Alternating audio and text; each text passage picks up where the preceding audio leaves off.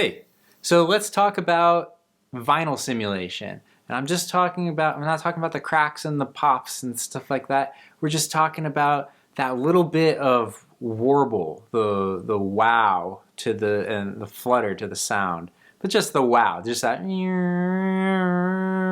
subtle detuning.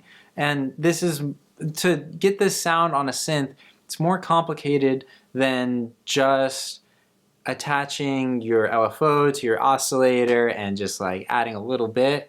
That doesn't quite get you all the way there. It really gets you closer to the sound of like a little bit of a broken synth or like some tuning issues. Overall, it's just a different sound that gives you, because an actual warped record has timbral shifts as the pitch of the record changes when it goes across the warped surface. And just putting your LFO onto your oscillator doesn't give you those timbral shifts. You would have to change the cutoff of your filter too at the same time. But even that isn't quite as good as the trick that I'm about to show you. So we're not going to use the tape machine, we're not going to use any plugins, we're just going to go straight from the Pro 3, we're going to use some of the onboard digital effects. Really just one of them, the flanger. The flanger gives us this kind of, this detuned action to the sound, but usually you mix it in with a dry signal, and it gives you almost like a detuned oscillator sound. But if you turn up your wet-dry mix all the way, you can actually get really close to the timbral and pitch shifting of a warped record.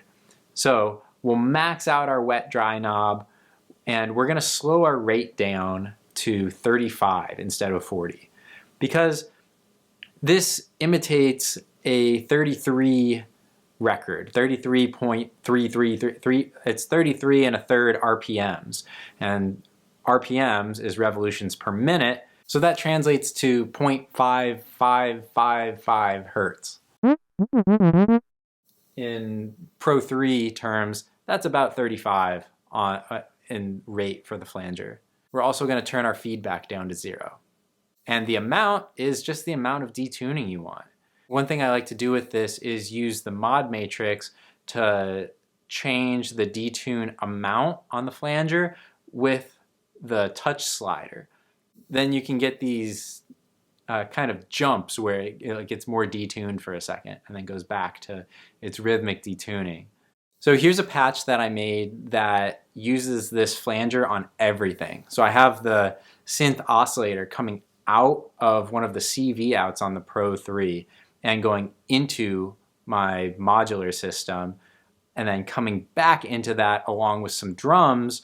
So I'm kind of just using the Pro 3 as an oscillator and an effects box, because I'm just sending the oscillator and an envelope also, and an envelope out and then back into the external audio input and then back out.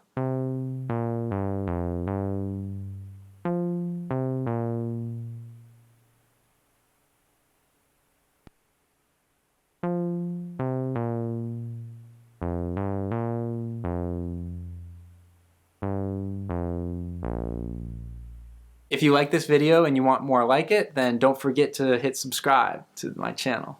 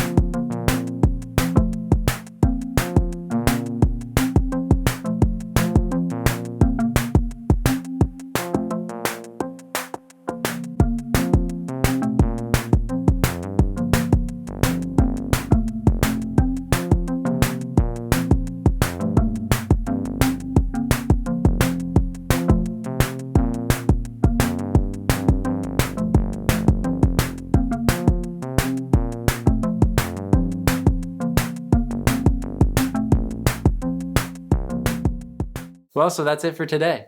Thanks for watching, and I'll see you next time.